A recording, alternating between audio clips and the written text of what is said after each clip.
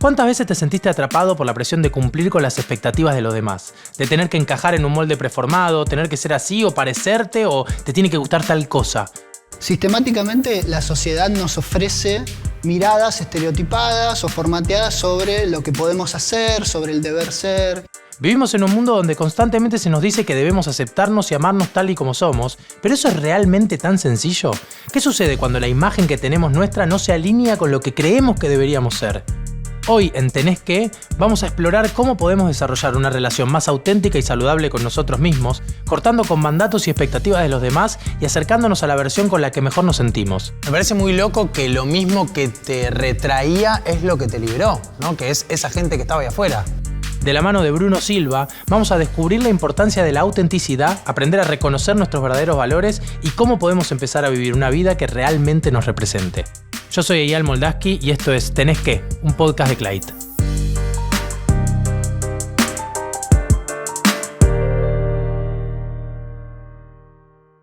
A veces pienso, ¿no? Que de todos los mandatos y de todas las cosas con las que uno se va cruzando, hay una que es como muy definitiva y muy constante y que te acompaña en distintos momentos de tu vida y sobre todo los formativos, que son las ganas de pertenecer, ¿no? Las ganas de encajar a los modelos que uno va, con los que uno va teniendo contacto, con los que uno va reconociendo en la vida. ¿Te movilizó? ¿Operaste alguna vez haciendo cosas pensando en cómo puedo acercarme a encajar a algo que yo conozca?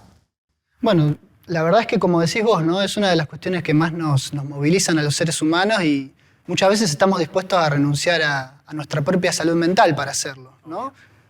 Personalmente sí, digamos, distintas situaciones de la vida me pusieron frente a eso, pero en lo personal lo que por ahí yo más identifico con ese intento de pertenencia tiene que ver con, bueno, mi propia cuestión física o de mi imagen personal, que, bueno, por tener alopecia, te darás cuenta.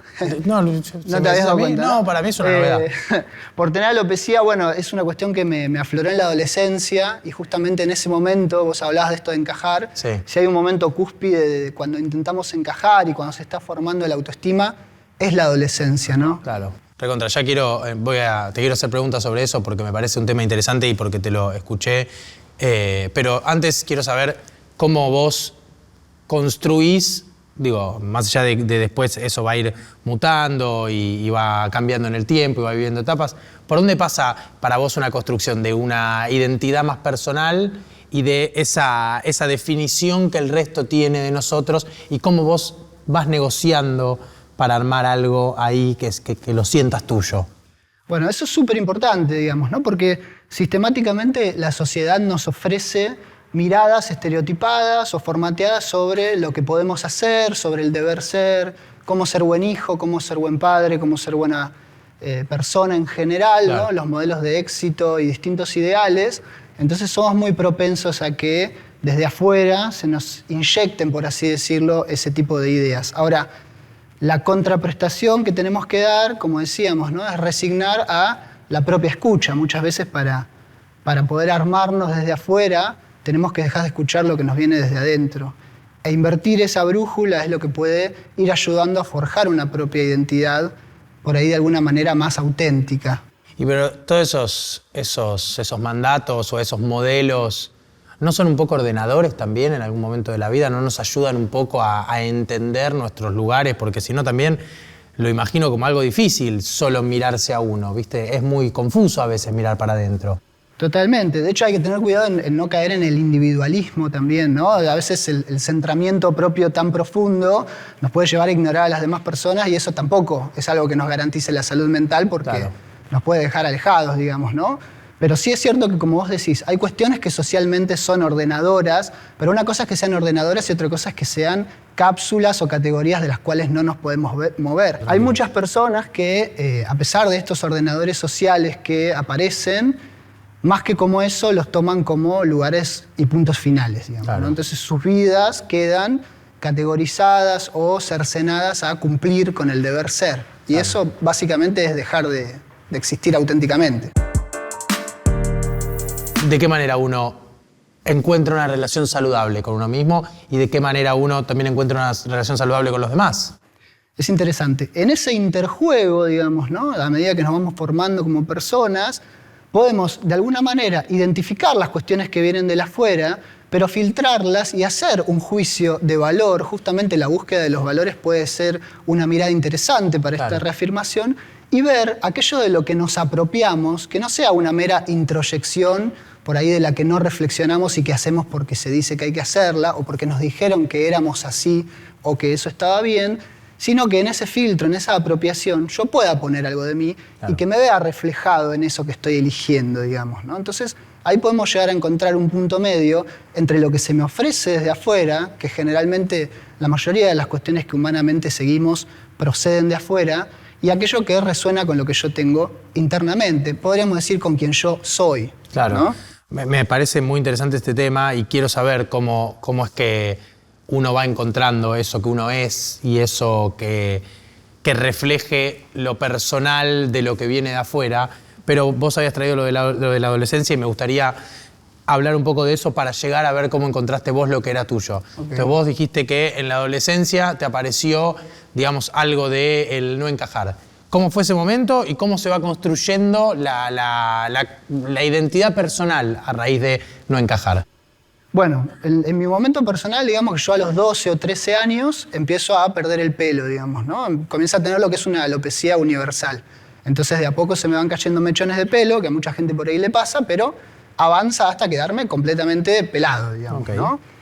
Calculando esto a esa edad y ya hace unos años atrás, hace 10, 12 años, en la flor de la adolescencia, lo que a mí primeramente me sucede, hablando de la cuestión de la autoestima, es la dificultad para reconocerme a mí mismo, ¿no? Las personas vamos construyendo, y como decíamos, se consolida en la adolescencia una imagen personal, un esquema personal, que es más o menos cuando vos te imaginás a vos mismo tener algo en lo que reflejarte. ¿A nivel estético, superficial o a nivel interno o todo? En ambos casos, digamos, ¿no? Por un lado, la personalidad, ¿no? Los valores que yo creo tener, mi manera de pensar y de estar en el mundo. Quien yo creo que soy. Quien yo creo que soy, pero también el reflejo que yo me encuentro en el espejo, digamos, claro, ¿no? Entonces, cuando vos vas y de repente la imagen que te devuelve el espejo, no solamente que cuesta identificarte con ella, sino que se te opone, o sea, es algo que a vos estéticamente no te parece agradable, ni lindo, ni reconocible, se vuelve un momento muy duro, primero para con uno mismo, y segundo porque los espejos que ya son otras propias personas te lo hacen notar, digamos. Claro.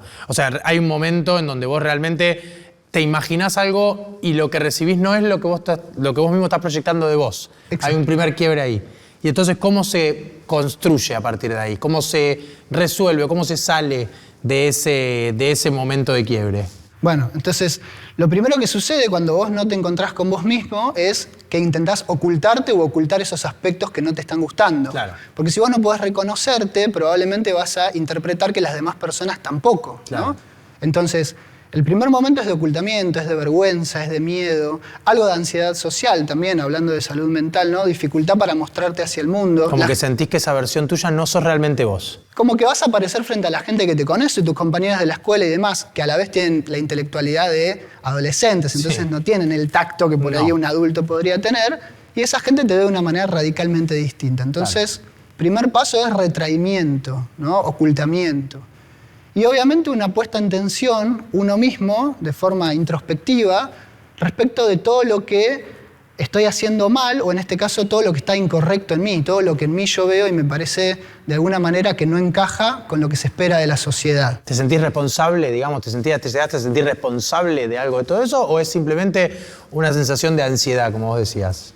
A ver, en un primer momento no te sentís responsable, pero sí te sentís culpable de alguna manera. Claro. O sea, quizás uno no se siente responsable porque sabe que es algo que le está sucediendo y de lo cual uno que no depende de vos, no tiene mucha incidencia, pero sí en algún punto empezás a enojarte con vos mismo y podés entrar en la lógica del autocastigo, ¿no? Entonces, como yo soy de esta manera y tengo este aspecto que no me gusta y me desagrada, y entiendo que a las demás personas también le van a desagradar, entonces mi castigo es ocultarme, ¿no? Dejás de ir a ciertos lugares, o vas, por ejemplo, yo a la escuela iba con un gorro, ¿sí?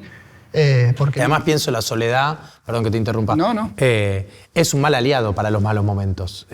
Si bien la soledad es una gran herramienta para resolver cosas íntimas, en momentos de mucha ansiedad o de mucha vulnerabilidad, la soledad puede ser un arma complicada de gestionar, es un espacio complicado de gestionar. Totalmente. Digamos, cuando vos estás en soledad, en algún punto la persona con la que hablas sos vos mismo. Claro. Y si todavía no lograste una lógica de autocompasión, sino lo contrario, lo que te va a decir tu cabeza son todas cuestiones invalidantes o desacreditadoras que van a retroalimentar tu malestar, probablemente. Por eso está bueno esto que vos planteás de tratar de salir hacia afuera, porque no fue hasta ese momento, hasta cuando yo me empecé a sentir mejor. Digamos. Por eso, quiero saber entonces, ¿en qué momento o cuál es el quiebre con el que vos decís, bueno, pará, hay que rotar esto, hay que darlo vuelta, hay que empezar a construir de otra manera y empezar a repensarme a mí desde otro lugar? Bueno, avanzando en la adolescencia y gracias al entorno, que justamente hablábamos de no individualizar a las personas, el entorno es fundamental, ¿no? Pude empezar a reconfigurar justamente los valores que yo tenía respecto de lo que era ser una persona agradable o lo que podía ser lo lindo, lo bello, ¿no? Esas categorías están instaladas socialmente sobre la belleza hegemónica y demás, sobre lo que tiene que ser un varón, ¿no? Más allá del chiste, ¿no? Pero el macho con el pecho peludo, yo no podía ser el macho con el pecho peludo. Aparte ese macho para mí sobrevalorado. Permitime que te diga, a mí me resulta, yo personalmente esto. Totalmente de acuerdo, ¿no? Pero empezar a decir, a ver, hay criterios de belleza que pueden ser distintos. Son las cartas que yo tengo y no van a cambiar por el momento, por lo que me han dicho, yo voy a seguir siendo así. Entonces, puede tener algo beneficioso, puede tener algo original. Bueno, tener un aspecto que por ahí la mayoría de las personas no tienen.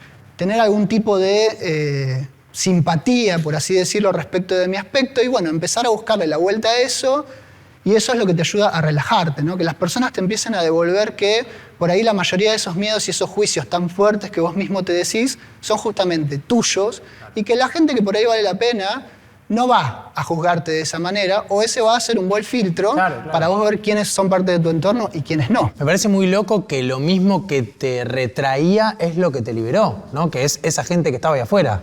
Totalmente, porque en realidad era una posición propia en este caso, ¿sí?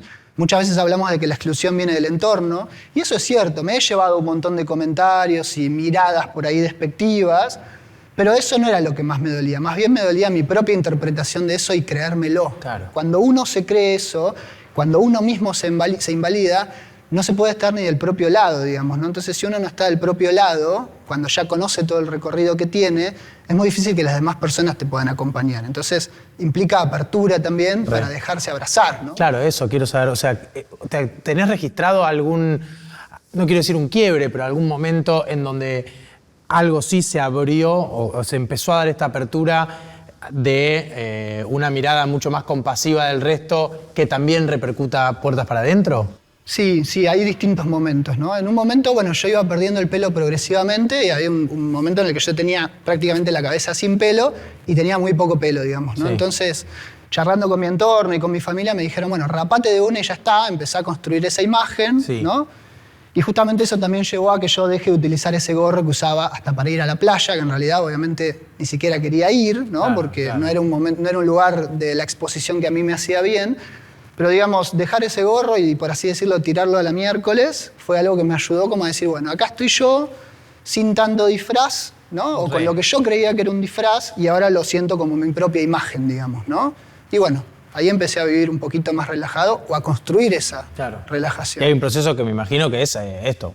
Me gusta mucho el concepto del disfraz y de aceptarlo como propio, ¿no? Porque disfraz suena a algo medio que uno se pone de afuera o se pone por un ratito, pero un poco la vida en sociedad siempre es un disfraz con el que salimos y que por eso cuando uno cambia de grupo cambia un poco de personalidad y por eso en los distintos ámbitos también se transforma. Todo es un gran disfraz que uno tiene que ir gestionando. Absolutamente, sí. Humanamente nos disfrazamos de personas. La presentación que hacemos frente a los demás siempre tiene algo que ver con lo performático, con la performance. Estoy re de acuerdo. Y es interesante lo que vos decís del viraje, porque no es lo mismo saber que estamos a veces performando algo, pero sentirlo impropio, que realmente apropiarte y decirte, este soy yo y quiero que me empiece a gustar como soy, no quiero esconderlo más. Entonces, eso también implica aceptar ciertas sensaciones, como pueden ser la vergüenza, la ansiedad, pero decir, prefiero atravesarlas, pero que el punto final sea que yo tenga que dejar de esconderme, digamos, ¿no? Yo no me merezco estar escondido, porque la verdad es que no hice nada malo. Hay una parte que viene de afuera, que es un entorno amoroso que nos trae información para adentro, hay una parte que se labura adentro, hay una pata de todo esto que también tenga que ver con lo que estudiaste. ¿Jugó algún rol la psicología para repensarte a vos y para repensar el mundo? Bueno, yo creo que sin duda siempre nuestra historia de vida está ligada con nuestra profesión o con nuestros estudios.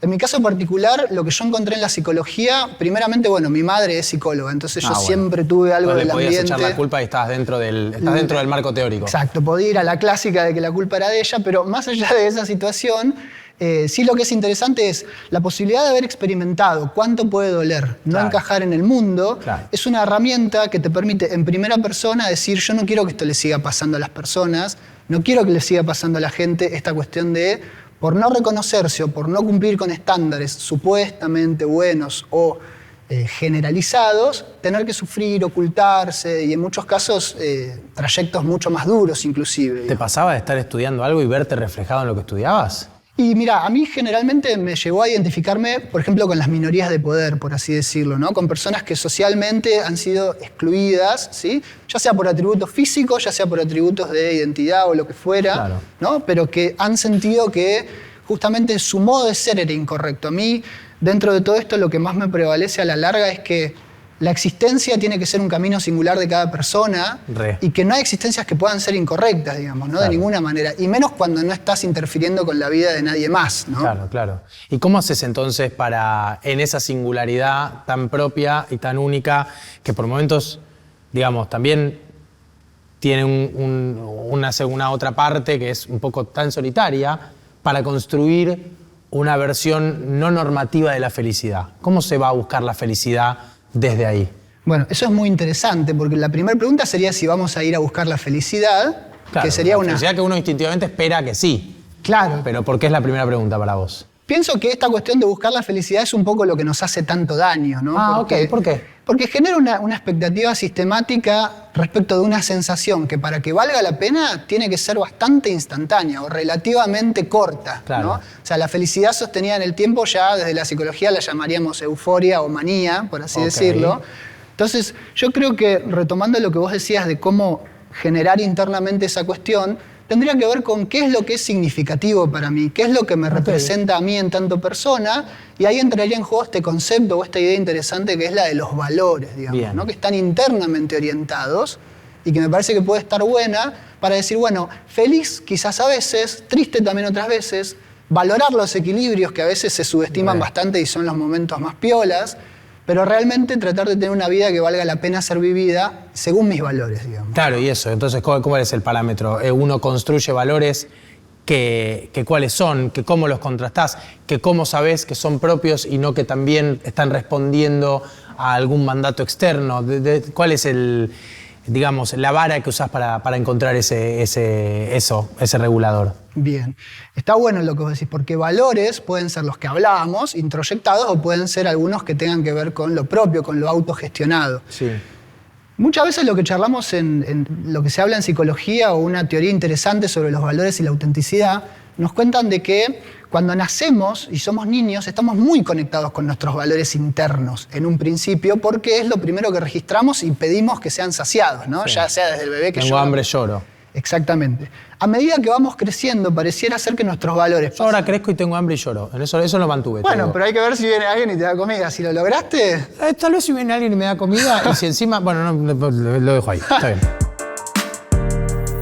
Yo creo que hay mucho mandato que apareció en el último tiempo que tiene que ver con un intento, un esfuerzo de conectar con algo más nuestro y con realizarnos y demás, pero que terminaron siendo mandatos medio extraños en la interpretación. Y para mí el gran resumen de esto es el amor propio, el quererte como sos y demás, que creo que tal vez tuvo un primer reflejo o un primer origen noble, pero que devino algo medio extraño. Y yo sé que es algo que vos lo pensaste alguna vez, la diferencia de la autoestima y el amor propio, y quiero saber, digamos, cómo lo gestionás vos también eso. Bueno, está muy bueno que vos lo traigas a colación, porque es cierto que quizás con buena intención o como una cuestión revolucionaria en un principio, empezó a aparecer esta cuestión semántica de amor propio y tenés que amarte a vos mismo y quererte más allá de todo, que, como decíamos, puede ser bien intencionado, pero termina siendo precipitado de alguna manera porque ignora todo el proceso humano que conlleva poder construir esa autoestima del que tanto se habla. Y que no es solamente decir, bueno, si te sentís mal o algo te genera inseguridades, olvídalo o hacé de cuenta que no, como fingilo hasta que lo seas, ¿viste? Queda mucho en la superficialidad. Entonces, podríamos decir que ese paradigma más enlatado del amor propio busca no ser un mandato, pero termina siendo como un neomandato, ¿no? Hay que amarse. Entonces, lo que genera como efecto contrario muchas veces es que las personas que todavía no se animan a dar ciertos pasos se sientan culpables, ya no solamente por su condición que les genera cierta vergüenza o malestar, sino porque sienten que tendrían que estar superándolo, ¿no? Me interesa mucho que dijiste la palabra proceso, porque para mí es un poco clave, pero nunca termino de saber cómo sé si yo estoy en un proceso de conocerme y aceptarme y quererme, o si estoy haciendo el esfuerzo por olvidar o por superar las cosas. ¿Vos lo pensaste alguna vez? Sí, digamos que la cuestión del proceso tiene mucho que ver con la aceptación, tiene que ver mucho con lidiar con las emociones que me van generando incomodidad, que históricamente se llaman negativas, pero bueno, hoy en día está muy difundido que no hay emociones negativas, ¿no?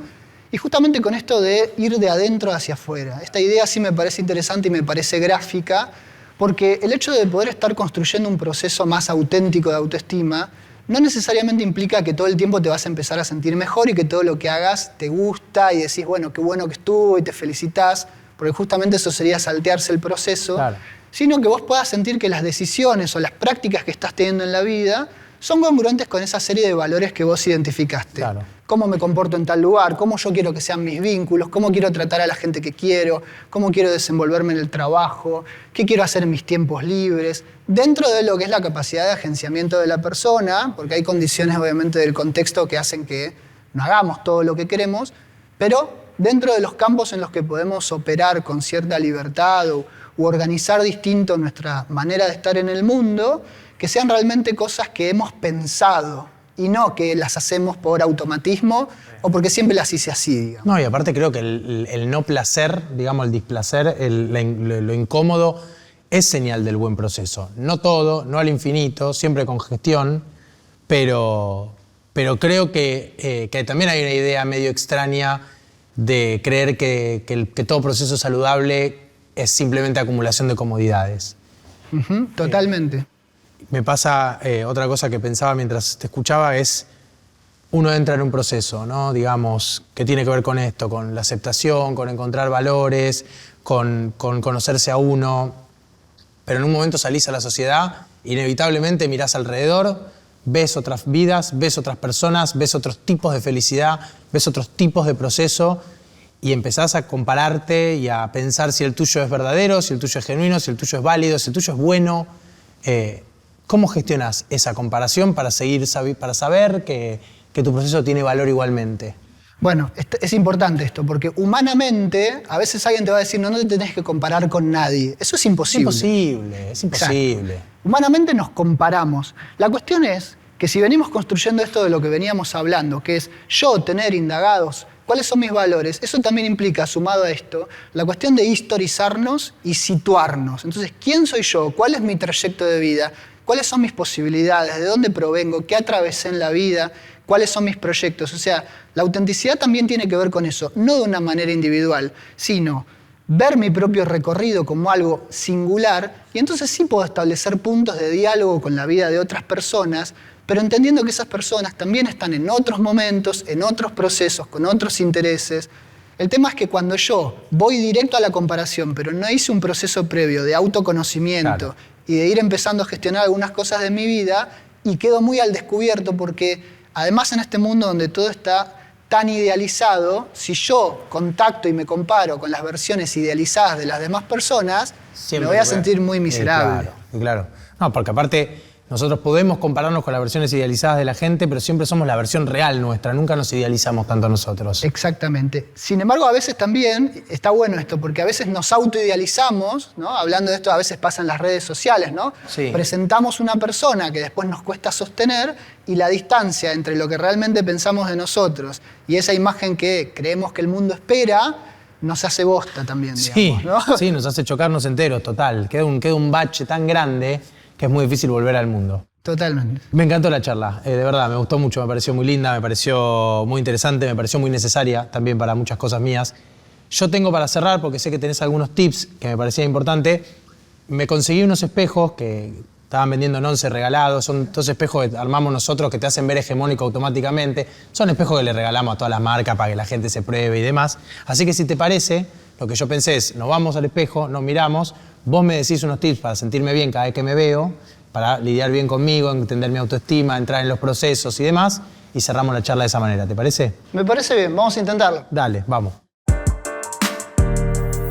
Sé que tenías tips, cosas que uno puede hacer para esos momentos que te enfrentás a vos mismo y tenés ganas de entrar en una un poco más positiva, ¿no? En un diálogo más constructivo con uno mismo. Algunas cuestiones que están buenas como para que la gente se pueda llevar, ¿no? O que a mí mismo me sirven, tienen que ver con, primero, esto de la cuestión de los valores que hablábamos, tratar de ver en los distintos ámbitos de la vida, porque obviamente, bueno, vos sos filósofo, sabés que en prácticamente cada ámbito de la vida tenemos atributos distintos o nos comportamos de una manera un poco distinta. Entonces, ver en cuáles de esos ámbitos de la vida quizás tenemos más alineación con nuestros valores, ¿no? Con cómo yo quiero llevar a cabo ese tipo de práctica, de cómo yo me ubico en ese lugar, la gente con la que me rodeo. Y entonces ir tratando de ampliar cada vez más ese registro y ver de ir armando una vida que sea acorde a los valores. O sea, que nuestras prácticas, que nuestra forma de estar en el mundo sea como congruente, que no sea contradictoria, digamos, ¿no? Perfecto. O sea, actuar de manera consistente con lo que pensamos o lo que esperamos pensar de nosotros. Exactamente. ¿Qué más? Eso es recontra importante. Y además, esto de cuando identificamos nuestros valores, pasa algo que es importantísimo, que es que nos damos cuenta realmente cuánto sufrimos por valores que quizás no son propios. Un ejemplo que yo trabajo mucho, que es muy gráfico, es muchas personas sufren, por ejemplo, porque alguien no les da bola amorosamente, digamos, Sí, ¿no? clásica. Pero en realidad nunca se pusieron a pensar si esa persona que no les está dando bola es alguien que se encuadra con sus valores o que el propio acto de no darle bola a otra persona, qué sé yo, por algo físico, es algo que a mí me interesa o no. Entonces yo quizás estoy sufriendo por una persona que, supongamos, tiene un valor hegemónico de la belleza o que se guía solamente por lo superficial. Entonces, ¿qué es lo que pasó? Que yo, en vez de rastrear si a mí me interesaba la otra persona, vivo pensando que el valor universal es que la gente me quiera a mí, cualquier persona, que todo el mundo me quiera. Y eso es imposible, ¿no? Vos me lo decís por lo que te conté antes de que arranquemos a grabar, ¿no? No. Bueno, está bien. ¿Qué Eso otro queda en tip? confianza. No quiero hablar de esto. ¿Qué otro tip? Bueno, otra cuestión importante tiene que ver con, así como identificábamos los distintos ámbitos, ver en qué dimensiones de mi vida todavía no estoy viviendo acorde a mis valores, digamos, ¿no? Entonces, ¿cuáles serían los puntos para reforzar? Y entonces yo ver qué modificaciones más o menos están a mi alcance, con esas cosas que por ahí no me están saliendo tan bien o como yo quiero, ¿no? Y apropiármelas, aparecer más yo ahí. Sí, reconocer las cosas sobre las que uno tiene injerencia y las que no, para mí siempre es algo muy bueno. Cuando nos notamos defectos, a veces hacemos un hiperfoco en supuestos defectos o cosas que no nos gustan tanto. Ver el criterio con el que nos tratamos, ¿no? Tratar de forjar lo que se llama autocompasión, que es como lo contrario al autocastigo. Y entonces una herramienta muy sencilla es aquello que vos te estás diciendo a vos, ese diálogo interno tan negativo que a veces tenés, tratá de pensarlo como si se lo estuvieras contando u observando a una persona que vos querés mucho, ¿no? Tratarte con ternura, tratarte como alguien que realmente conoce todo lo que atravesaste, cuánto te costaron las cosas. Y si vos reconoces todo eso, no te podés tratar de la manera en la que por ahí te venís tratando. Y tratarte mejor estaría bastante más interesante como para retroalimentar esa autoestima, digamos, ¿no? Me parece hermoso esto último que dijiste. Me parece que además es algo que nos pasa a todos y es muy reconocible. Y me parece muy lindo, me encantó charlar, me encantó escucharte. Tengo una pregunta más que te tengo que hacer, inevitablemente, para cerrar este momento, porque me lo pide la situación, ¿viste? Yo ya te escuché y tengo ganas ahora de saber si vos sos más manzana verde o limonada de arándanos. Limonada de arándanos nunca escuché, no existe. Sí, existe, acaba de salir, es impresionante. Bueno, entonces, si es nueva, vamos a probarla, limonada de arándanos. Vamos a probar, ¿y por qué? Pero hay que probar lo nuevo también, Vamos ¿viste? a probar. Un poquito. Basta con los mandatos de que fitness es igual a tener un cuerpo modelo, un cuerpo hegemónico, no es por ahí. Me da mucha bronca cuando se piensa en la idea del éxito que tenemos como sociedad. Se ha alterado la percepción de la realidad porque la gente todo el tiempo se está mirando al celular. No hay existencias que puedan ser incorrectas, digamos, ¿no? De ninguna manera. Y menos cuando no estás interfiriendo con la vida de nadie más.